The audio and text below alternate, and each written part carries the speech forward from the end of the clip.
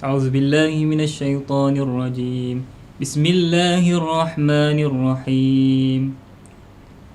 إنا أنزلناه في ليلة القدر وما أدراك ما ليلة القدر ليلة القدر خير من 1000 شهر تنزل الملائكة والروح فيها بإذن ربهم من كل أمر سلام هي حتى مطلع الفجر. Alhamdulillah. Maksudnya inna anzalnahu fi lailatul qadr, di mana dalam ayat ni Allah telah memberitahu bahawa kami telah menurunkan Al-Quran itu dalam malam Lailatul Qadr. Laila ini, Laila bermaksud satu malam yang sungguh istimewa. Jadi, apakah malam yang istimewa itu? Malam yang istimewa itu adalah malam yang lebih baik dari 1000 bulan. Maksudnya kat sini, Allah telah mentionkan bahawa malam ini adalah lebih baik daripada 1000 bulan.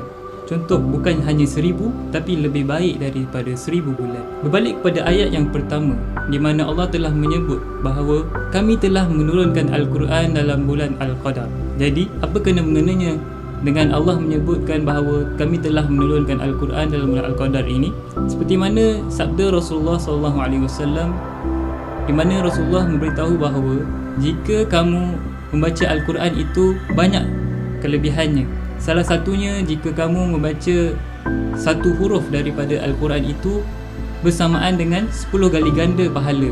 Satu huruf itu bukan sahaja hanya alif, lam, mim, tetapi satu huruf itu dikira daripada alifnya satu huruf, lamnya satu huruf dan mimnya satu huruf. Cuba anda bayangkan jika anda membaca Al-Quran semasa malam Lailatul Qadr, betapa besarnya pahala yang kita perolehi pada malam tersebut. Jadi bagaimana kalau anda tidak tahu membaca Al-Quran? Tidak ada masalah, kerana anda boleh buka Al-Quran di YouTube dan dengarkan bacaan Al-Quran. Sambil itu anda boleh mengikuti qari tersebut membaca Al-Quran. Selebihnya, sambil kita mendengar dan kita membelik ayat-ayat dan pengertian Al-Quran itu, apakah pengajaran yang Allah ingin sampaikan kepada kita, di mana Allah sebut Al-Quran ini adalah hudan. Hudan itu adalah petunjuk bagi kita, di mana akan ada satu petunjuk daripada Allah. Berkemungkinan ada satu ayat yang kena dengan kehidupan kita dan ia akan memberikan efek kepada kehidupan kita, dan berkemungkinan dengan itu dia mampu mengubah dan memberi hidayah kepada kita. Kalau itu pun tidak mampu, malah berzikirlah. Banyakkan zikir. Setiap malam terakhir ini kita perbanyakkan zikir. Bangun dan berzikirlah kepada Allah Subhanahu Wa Taala. Salah satunya adalah ucapan astaghfirullahalazim allazi la ilaha illa huwal hayyul qayyum wa atubu ilaih, di mana kita memohon keampunan daripada Allah.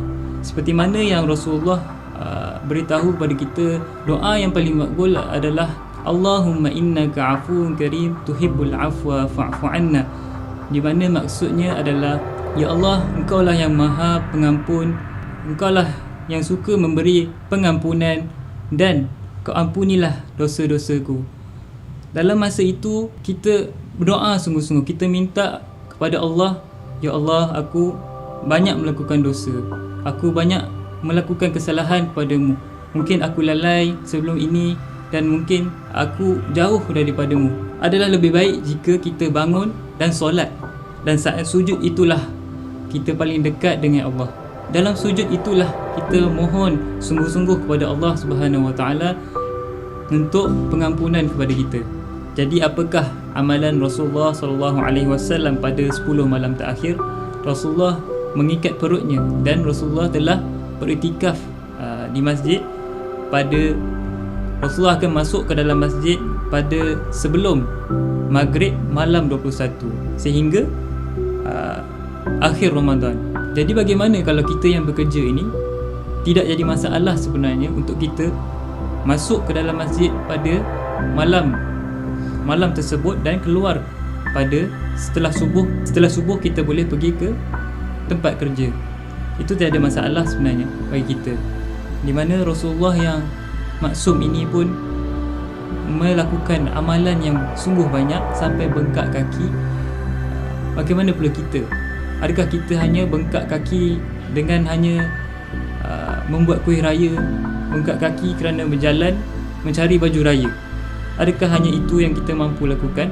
Cuba kita bayangkan, ini adalah satu ganjaran yang besar daripada Allah Subhanahu Wa Taala bila mana Allah bagi kepada kita malam yang lebih baik daripada 1000 bulan. Jika kita mengabaikan malam ini berlalu begitu sahaja, maka amatlah rugi bagi kita, kerana belum pasti kita akan bertemu Ramadan yang seterusnya. Sedangkan kita belum pasti esok hari kita masih hidup ataupun sudah mati. Oleh itu, tiada lagi alasan bahawa tak apa, aku boleh beramal pada Ramadan yang akan datang, kerana kita belum pasti bertemu Ramadan yang akan datang.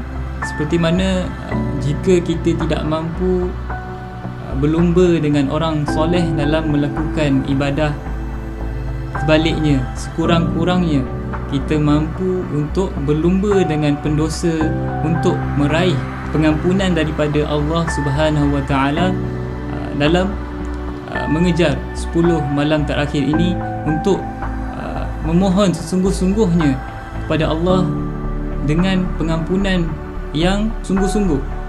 Jadi marilah kita bersama-sama menghidupkan 10 malam terakhir ini dengan perbanyakkan amal ibadah.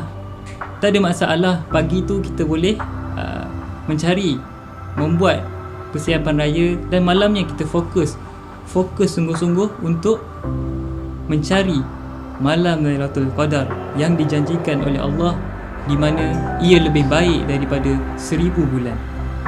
InsyaAllah. Wallahu alam. Assalamualaikum warahmatullahi wabarakatuh.